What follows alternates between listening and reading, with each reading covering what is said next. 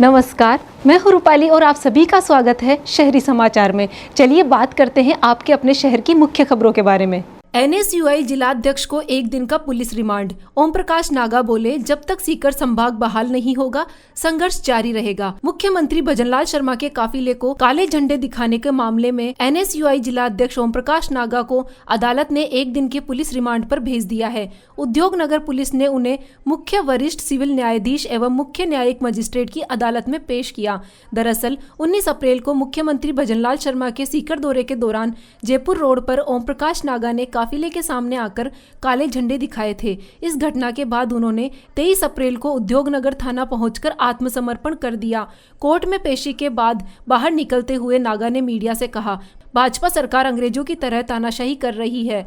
लोकतंत्र में शांतिपूर्ण विरोध करना हमारा अधिकार है, लेकिन हमें विभिन्न धाराओं में फंसा दिया गया है। उन्होंने स्पष्ट किया कि सीकर संभाग की बहाली के लिए हमारा संघर्ष जारी रहेगा। सरकार चाहे जितना भी दमन करे, हम पीछे नहीं हटेंगे। पुलिस अब उनकी पूछताछ कर यह जानने की कोशिश करेगी कि इस प्रदर्शन के पीछे कौन कौन लोग शामिल थे और रणनीति क्या थी। एनएसयूआई जिला अध्यक्ष की गिरफ्तारी के विरोध में कांग्रेस प्रतिनिधि मंडल ने जीडीपी से मुलाकात की। कहा, हम सबको गिरफ्तार करो। राजस्थान में कांग्रेस ने सीकर एनएसयूआई जिला अध्यक्ष ओम प्रकाश नागा की गिरफ्तारी को लेकर सख्त विरोध जताया है। विरोध को कांग्रेस प्रदेश अध्यक्ष गोविंद सिंह डोटासरा और नेता प्रतिपक्ष दिव्या मदेरना के नेतृत्व में एक प्रतिनिधि मंडल ने पुलिस महानिदेशक जीडीपी यूआर साहू से मुलाकात की और गिरफ्तार की कार्रवाई पर नाराजगी जताई। डोटासरा ने स्पष्ट शब्दों में कहा कि पार्टी कार्यकर्ताओं को इस प्रकार से परेशान किया जाना बर्दाश्त नहीं किया जाएगा। उन्होंने मांग की कि यदि ओम प्रकाश नागा की गिरफ्तारी उचित है तो वे स्वयं और उनके साथ आए। सभी कांग्रेस नेताओं को भी गिरफ्तार किया जाए। प्रतिनिधि मंडल में सीकर विधायक राजेंद्र पारिक, फतेहपुर विधायक हाकम अली, कांग्रेस जिला अध्यक्ष सुनीता गठाला सहित कई वरिष्ठ नेता शामिल रहे। सीकर कांग्रेस सेवा दल के कार्यकर्ताओं ने अहिंसा सर्किल पर पहलगाम में हुए कायरतापूर्वक आतंकी हमले में जान गंवाने वाले निर्दोष नागरिकों को कैंडल जलाकर 2 मिनट का मौन रखकर भावभीनी श्रद्धांजलि दी और मृतकों के परिवार को ईश्वर दुख की इस घड़ी में शक्ति प्रदान करे ऐसी कामना की। कांग्रेस सेवा दल जिला अध्यक्ष रविकांत तिवारी ने कहा कि पहलगाम में हुए आतंकी हमले ने पूरे देश को झकझोर दिया है। इस हमले में निर्दोष लोगों की जान जाने लग गई और कुछ लोग गंभीर घायल हो गए। यह हमला मानवता पर करारा प्रहार है, साथ ही हमारे देश की एकता और शांति पर सीधा प्रहार है।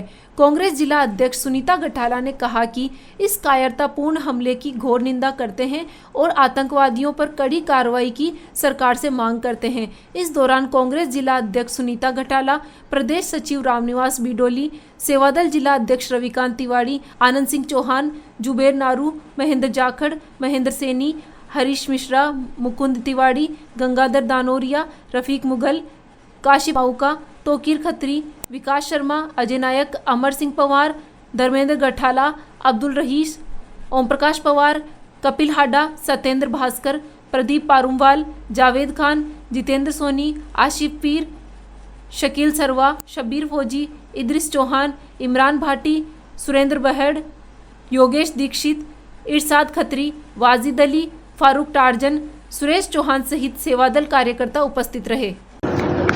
पहलगांव का हमला कायरतापूर्ण हमला है, त्रासदी है। प्रधानमंत्री जी ने आतंकवाद के खिलाफ जीरो टॉलरेंस नीति अपनाई।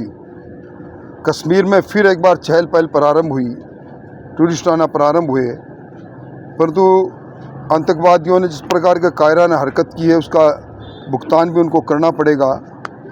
मैं धन्यवाद देना चाहूँगा प्रधानमंत्री जी को। उन्होंने सिंधु जल का समझौता रद्द करके पाकिस्तान को गंभीर सबक सिखाया है। 1960 का समझौता पहली बार रद्द हुआ है। हम पाकिस्तान के साथ जब कभी भी लड़े, 65 में, 71 में, 99 में, पर ऐसे कड़े सेंसर नहीं लगाए गए। और मैं समझता हूँ पुलवामा में जब घटना हुई थी उस समय भी पाबंदी लगी थी और उन पाबंदियों के कुछ दिन बाद ही सर्जिकल स्ट्राइक हुई थी। पाकिस्तान को भुगतना पड़ेगा। इस बार सबसे बड़ी बात यह है कि घाटी के लोग सरकार के साथ खड़े होकर और पाकिस्तान के विरुद्ध में हाय हाय कर रहे हैं, क्योंकि पहली बार वहाँ की इकोनॉमी का बूस्टअप मिला।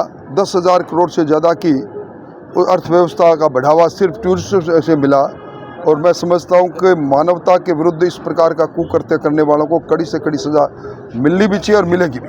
सर, पाबंदी तो लगी है निश्चित रूप से, लेकिन मोदी और अमित शाह जिसके लिए जाने जाते हैं देश उस प्रकार का बदला चाहता है। देखिए, समय की धार देखिए, ये देश सुरक्षित है मजबूत हाथों में। अमित शाह साहब और मोदी जी जैसे लोग जो हैं, तब तक किसी भी आतंकवादी के नापाक इरादे पूरे नहीं होंगे।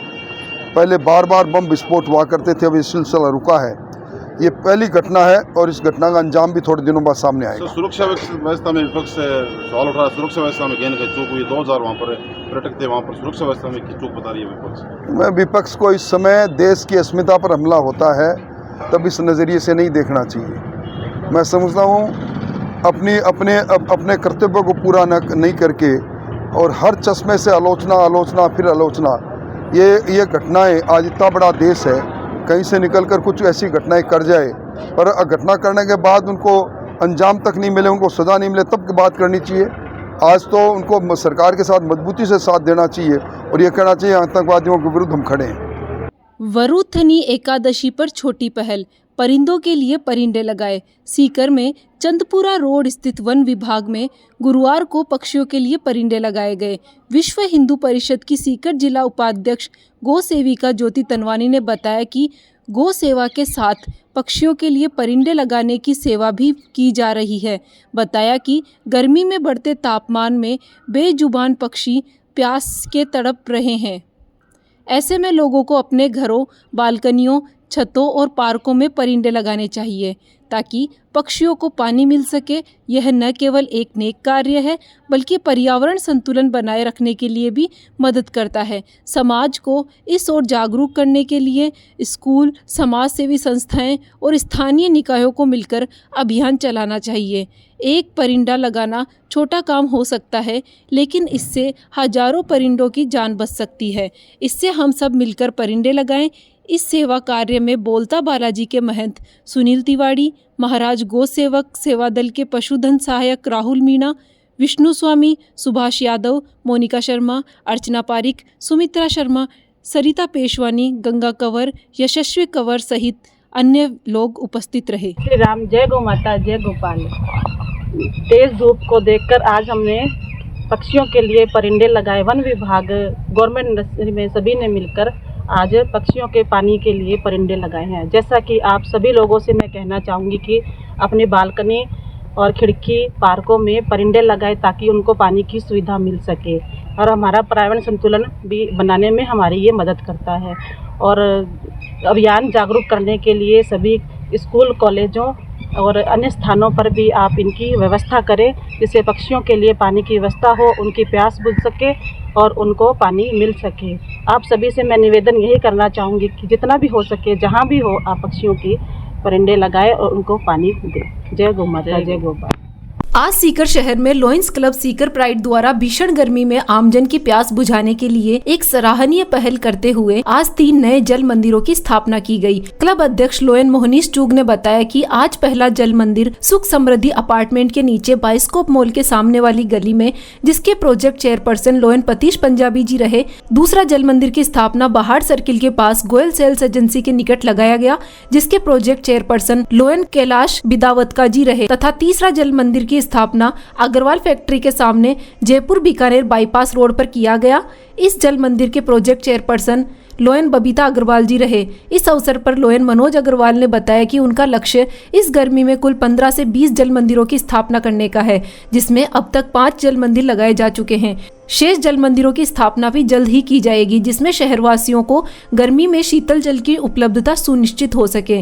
लॉयंस क्लब सीकर प्राइड की यह पहल समाज सेवा का एक उत्कृष्ट उदाहरण है और इससे आमजन को गर्मी में राहत मिलेगी। इस अवसर पर क्लब अध्यक्ष लोयन मोहनीश चूग, लोयन मनोज अग्रवाल, लोयन पतीश पंजाबी, लोयन कैलाश बिदावत, लोयन बबीता अग्रवाल, लोयन तपेश त्यागी आदि लोयन सदस्य उपस्थित रहे। रानी सती रोड के जो राहगीरी है उनको लाभ प्राप्त करेगा और इसके प्रोजेक्ट चेयरमैन लोयन कैलाश जी बिदावतका जी रहेंगे। उसके बाद में जो तीसरा जल मंदिर की स्थापना जयपुर बीकानेर बाईपास के ऊपर हम करने जाएंगे, जो कि अग्रवाल फैक्ट्री के पास में लगा रहेगा और वहाँ के राहगीरों के लिए वो फ़ायदेमंद साबित होगा।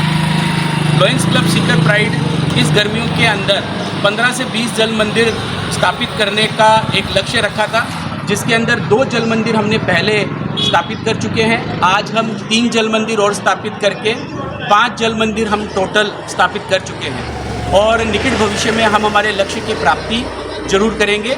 मेरे साथ में लॉयन मनोज अग्रवाल जी, लॉयन पतीश पंजाबी जी, लॉयन कैलाश अग्रवाल जी आदि लॉयन सदस्य उपस्थित हैं। धन्यवाद। जय भारत।